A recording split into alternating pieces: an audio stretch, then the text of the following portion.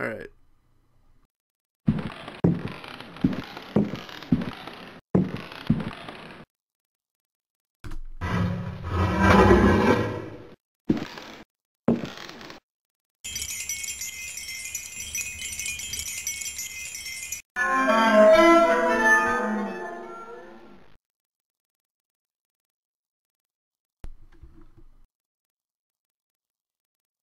Leave those daggers. I don't want those. Take. Let's read the parchment first. The Book of Yael, Signs of Stone, Eucharistic Rituals of Forbidden Cults. Texts. Okay. Numerous devilish cults speak of monstrous creatures called the Old One. Oh, here we go. These supernatural beings are believed to be possessed of powers equivalent to those of the gods of antique religions. Adepts of such cults refer to forbidden literature in order to cause these frightful entities to appear before them.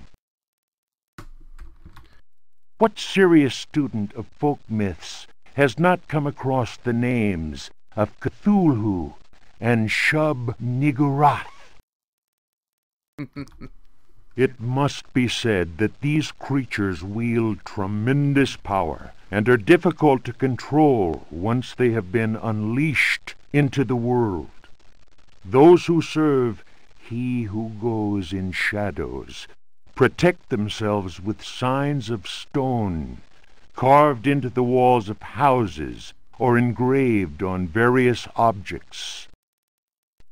For those misguided servants of evil, the best protection appears to be that afforded by the sign of the most ancient gods, engraved in Manar stone, a heavy material said to be disagreeable to the touch. The sinful practices of those who fall into such errors can only lead to the darkest of despair, and are a mortal danger to the soul. Such monsters as those invoked by these foolhardy individuals are engendered when reason drops its guard. Man is easily tempted into perversion. It is why we must forever remain alert and renounce Satan with each breath we take. His ways are infinite in Praise the number. Lord. Hallelujah. Let's read this one. The Sacrificial Dagger, Otto Stern, Lumina Books. Down. The importance placed on ritual sacrifice is constant in religious cult practice. Propitiating the German? gods is a theme common to many religions. The Old Testament affords many examples. Primitive polytheistic belief systems integrate sacrifice in their rituals as part of the recurrent process of reaffirmation and, naturally enough, group cohesion. The members of their social and religious community come together in an act of fight Nazis now? What the purification hell? and atonement. It would be erroneous to imagine the act of human sacrifice linking priest, offering, and God, C.F. Manzetti, stone cults, as anything less than a vital focusing of the group's faith. The act also ensures the continuing appeasement of the god, but only if practiced by a recognized officiating priest using the appropriate instrument. Studies made concerning primitive religious groups bear witness to the central role of sacrifice in living ritual. My own work in the field of ethnopsychology brought me into contact with a sorcerer living in the region of Arkham. He introduced me to the rite of steel, linked to a ceremony known as adoring the black goat of the woods with 1,000 youngs. The god being adored is known as the vagabond. Here, the dagger's role, which allows the life breath to pass from one dimension to another, is essential. The vagabond is a frightening figure, being able to move where he wants and to kill those who have displeased the goat god, for whom he acts as a go-between. The goat is clearly a fertility god. The priest, having spoken the invocation, must choose the appropriate dagger for the sacrifice. The knife with a sinusoidal blade that must be dipped 7 times, on night when the moon is full, in water that has been distilled 100 times, will be laid aside, since it would send the vagabond back into his own dimension. See illustration. Oh. Okay, so I didn't need the other The knives. priest will rather choose the dagger with a curved blade. That is more appropriate for slitting of the lamb's throat. This act transfigures the sorcerer priest and plunges the assembled worshippers into a divine trance. So I need to stab that dude with the purple knife. This book. Juan Luis Jorge, de Biblia. Translation does not alter the occult power contained within such forbidden texts. The malevolent energy is in no way diminished. The spell must be cast aloud and clearly, in certain languages or little-known dialects. Maglafar Fathang. Cleon! The reader will understand that, in the light of these revelations, I would be foolhardy to continue quoting from the text I have before me. If spoken break with that aloud knife in with its your water. entirety, it would surely awaken powerful and malignant forces. I will go further and say that simple reading of some of the more technical passages describing specific practices is in itself a perilous exercise. The ill-prepared reader can easily fall prey to attacks of demented hysteria, not unlike those described in cases of individuals said to be possessed by evil spirits. I recommend the study made by Zempf, Urbain, Grandier, and Loudon, and the reports made by the Reverend Richard Price concerning a number of astonishing, to say the least, exorcisms carried out in a parish near Providence. Given what I have written, we must be grateful to the librarians of the British Museum, who have never allowed consultation of the work of Al-Azif's startling work, the infamous Necronomicon. Oh. Copies of that work do exist, in spite of the zeal of book-burning inquisitors. For proof, we need look no further than the British Museum, of course, and the sealed archives of the Miskatonic University in Arkham. Other examples of books whose evil can be unleashed by any thoughtless reader are von Jutz's von Unersprechlichen Kulten and the abominable De Vermis Mysteries by Ludwig Prien, whose sordid death should be a lesson to all those tempted by a study of the occult. Okay, so don't read that other book. It'll kill me. Easy enough. Let me get my dagger out.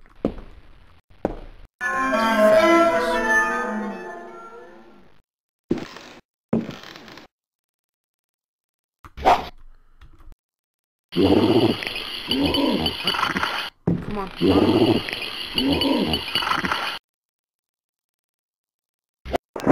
Aha! Yeah, German, the language just sounds evil, so that's why.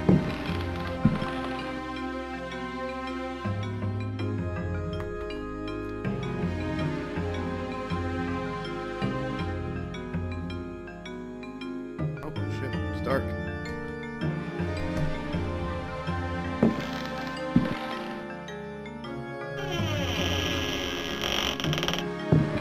Get out of here.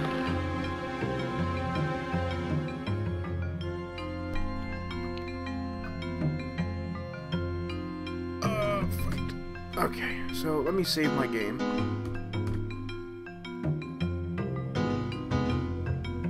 It always sounds like you're drunk.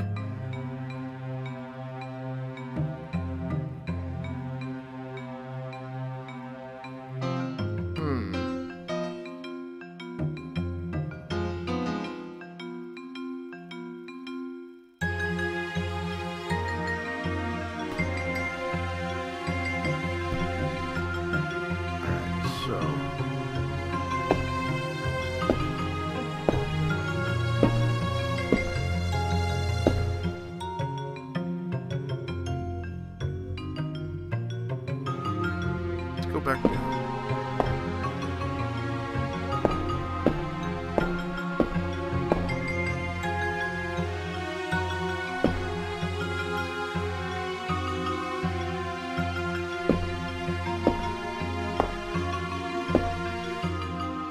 Spiders.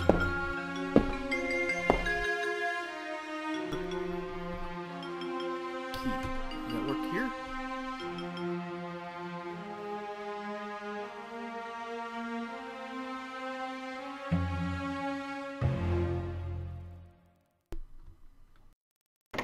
Ah!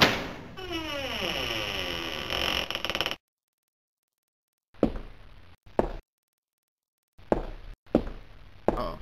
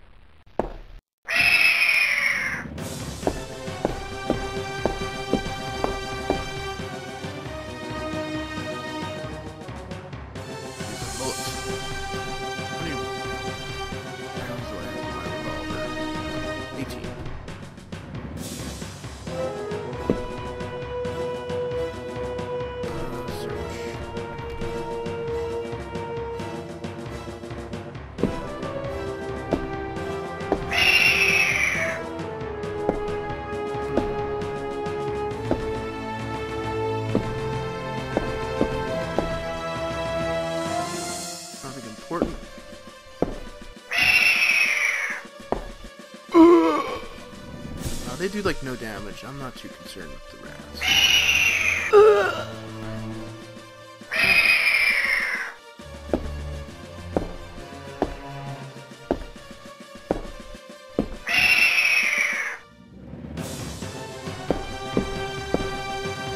Over here? Nothing.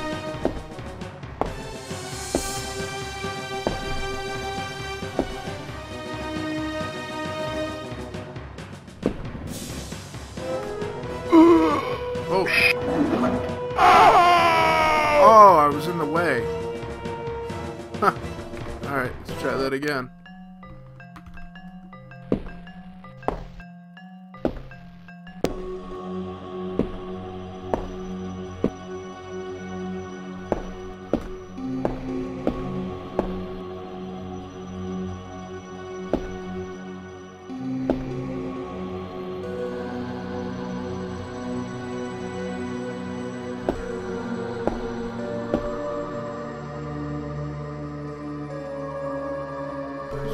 Silver key. Where's that key? That's a gold key. Silver key.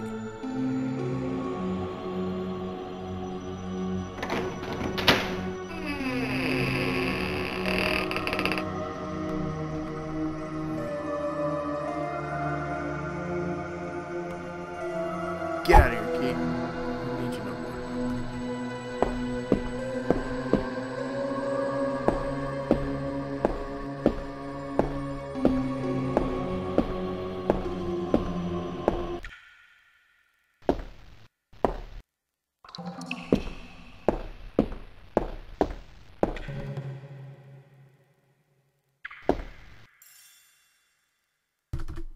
Use them bullets.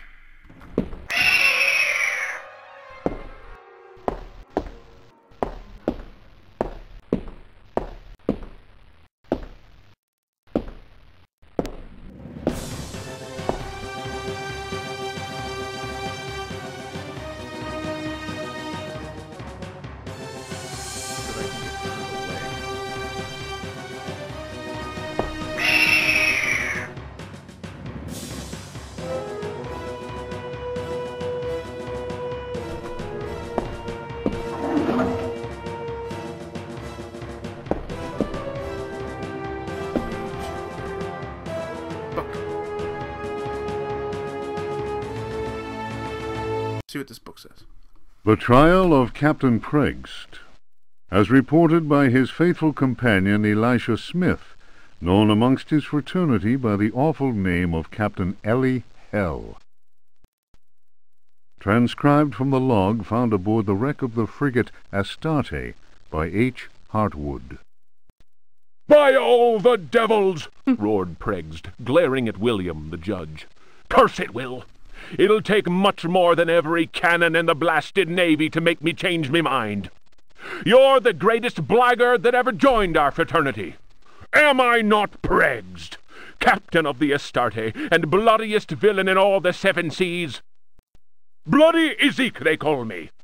And you think I'll tell you where I hid my treasure?" The tribunal of the Corsairs' fraternity murmured at this. Preggst was indeed all he claimed. The judge, One-Eyed William, slammed his fist on the table, and silence was restored. "Shut your mouth, Preggst! You didn't pay the fraternity its rightful share, and that means only one thing. You'll hang by the neck from a yardarm, you scurvy cur! Here's the rope twisted by Satan himself. You threaten me, Will? Many a man better than yourself has lived to regret holding a cutlass in my face. You'll be begging for mercy, mark my words." That shook One-Eyed William, and no mistake. Danny waved his hook in the air and shouted, "Preggst was always a loudmouth. The law says we hang him." The jurors took up the cry, "Hang him!" It was Preggst's turn to slam his fist on the table. He threw back his head and roared with laughter. "You fools! You want to kill what will never die? Try it!" Once more, the assembled Corsairs murmured. There was unease in the air. They remembered what happened to Chuck, the gizzard slitter, the man who opened his mouth once too often. It was night, and a bitter wind whipped the New England coast. Snug inside the Dead Horse Inn, one of the Astarte's men was talking. His name was Chuck, and his subject was black magic. He told stories of human sacrifices, voodoo rites, and zombies. He told a tale of a time when their luck was down and they were holed up in a Florida swamp. Preggst went missing. When he returned, he shouted, "'Tis the devil that guides us now, me hearties!" Whether that was true or not, the Astarte began taking loot after juicy loot. The favorite song of the Astarte's men, "Crash the Bones," was replaced by a new one. "A skull, go to port saber, to starboard. Pass over that will, and with death you'll deal. If you cut a rope, cut the right, I hope, or then, I don't mind, the death you will find." Pretty shitty song. The next day, as you may have guessed, Chuck's body was found with a dagger plunged between his shoulder blades. Chuck's face was fixed in a ghastly grin. Molten lead had been poured down his throat. Ugh. Whatever way things happened next, and I don't have the details, Preggst was with us again, and we set sail for Florida. We anchored the frigate not far from New Orleans. Taking a few trusted companions with him, Preggst set off into the swamp. They carried large wooden chests with them. 2 days later, we heard shots being fired, and screams. Preggst arrived soon after that, and claimed they'd been attacked by alligators. He alone managed to escape with his life. He went on to say that the time had come to share out the spoils of our many loots. I was given command of the Astarte, while Preggst handed 3 chests over to the crew. The chests were full of gold and precious gemstones. The rum flowed that night, and the stars shone bright. All at once, I noticed a tall man dressed in black. Preggst introduced him to me. "Here's a hearty mate. You can call him Keith. Many a tale he could tell." Pregst laughed loudly and held up a roll of parchment. And his hideout! None better! The parchment fell to the ground, partly unrolling. I noticed what seemed to be a map of underground tunnels, a veritable maze of caverns. Pregst continued, I'm giving up the pirate's life. The estate is in your hands now, my lad. She's a fine ship, and my reputation goes with her. Should any man call me coward, then break his head for me. I'm leaving you only because I found a treasure more precious than the purest of gold. Keith spoke to him then. It is midnight. They are ready, and we must go. The stranger turned his cold eyes on me and said in a soft, chilling voice, Sometimes Pregst talks too much. Forget what he just said, and maybe you'll live. The fellow's words froze the marrow in my bones, and it was all I could do to mumble, I'll not breathe a word. No, it does have The canoe relevance slid away to into the, the night. to the Their actual torches the disappeared story. in the distance of the swamp.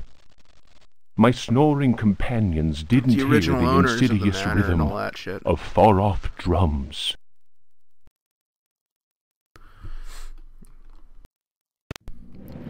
Yeah, it's to do with the killing the pirate. Here.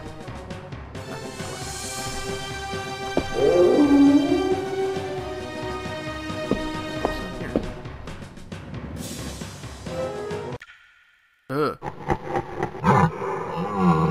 Nope. Nope. Nope.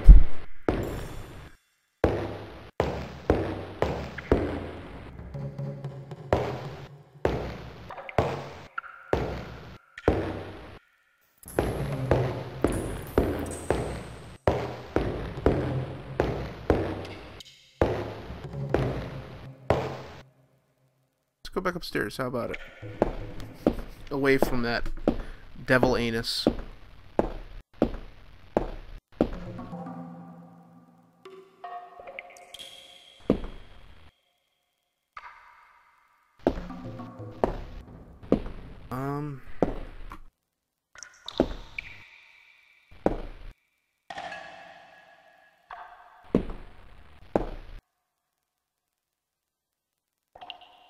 Alright, let me see what this... Does this key open that?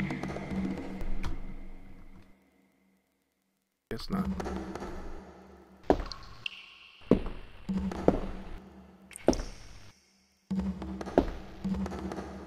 Isn't there another set of doors over here?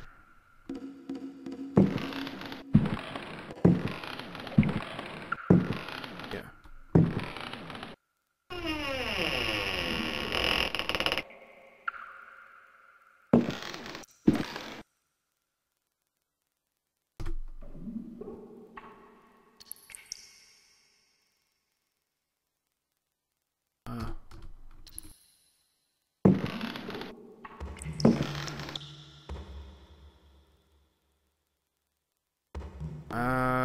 Is it?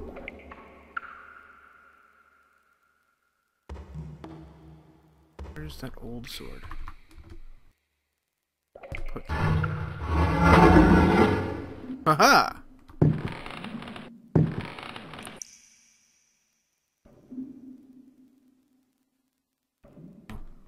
Take. Another book.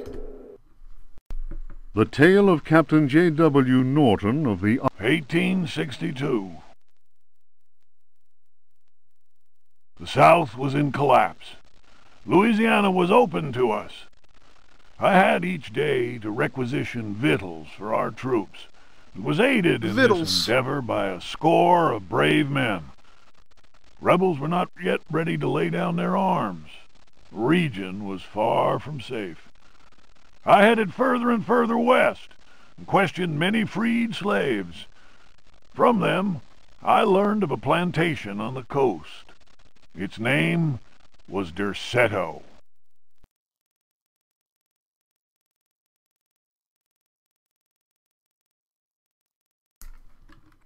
We received a less than hearty welcome. Only Pickford, the owner, behaved in a friendly manner. While my men counted cattle and grain reserves, I learned what I could from him. Man was most unusual and possessed an extraordinarily cultured mind. At nightfall, I gave orders for the men to bivouac at Derceto. Pickford invited my second-in-command, Lieutenant Patterson, and myself to dine.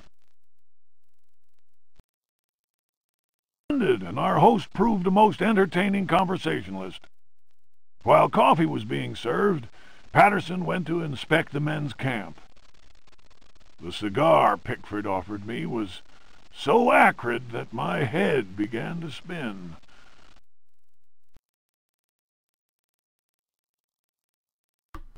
I remembered campfire tales of fellow officers. Okay, enough of that. Let's just get through this. Down here.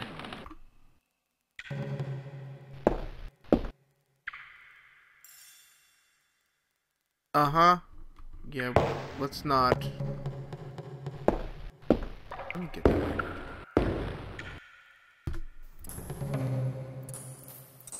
What is this record? Cleared up some inventory space, at least.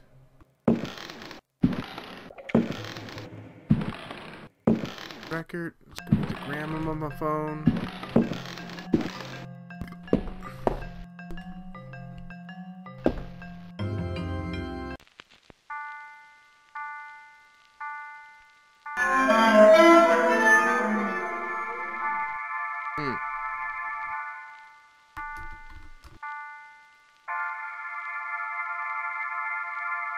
Dance of Death.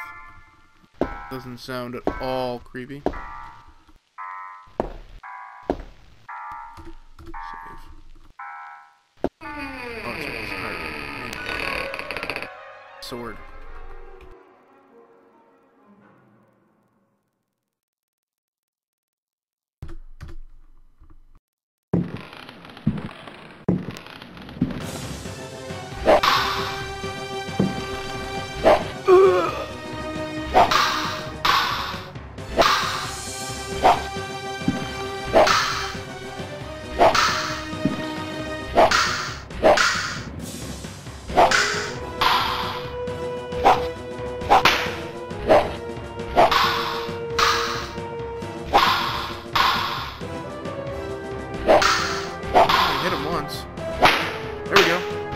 Smack his ass with the sword. Dead pirate. Big drop. Key.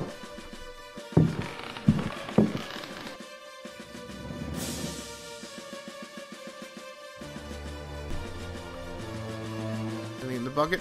Nothing in the bucket.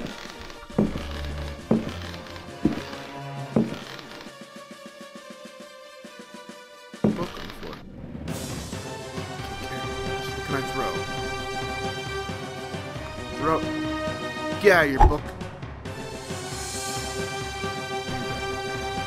The other book. Daemonia Particularis, Signs and Rituals. Uh-oh. The ritual of invocation demands that the officiant be pure. We have already described the complex operations to be followed in order to call those that sleep in superior dimensions.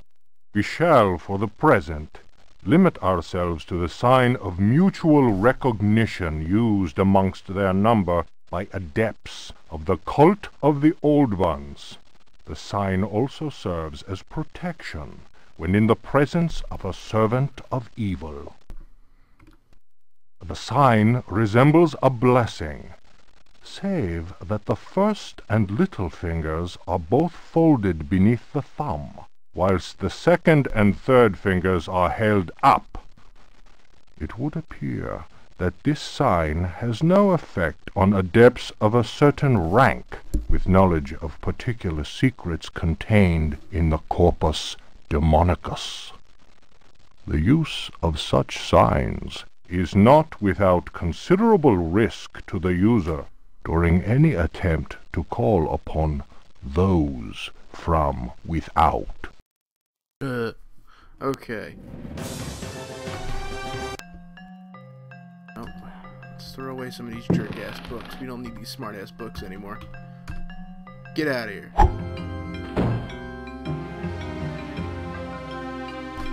Get lost, book.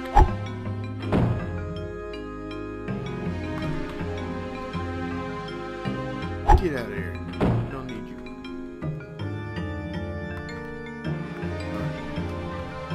Throw it. Later.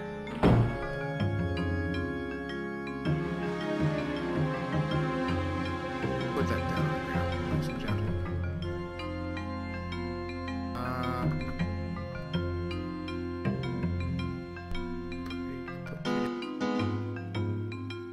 What can we get rid of? Alright, I think we're good. Okay, locked. Let's use our key.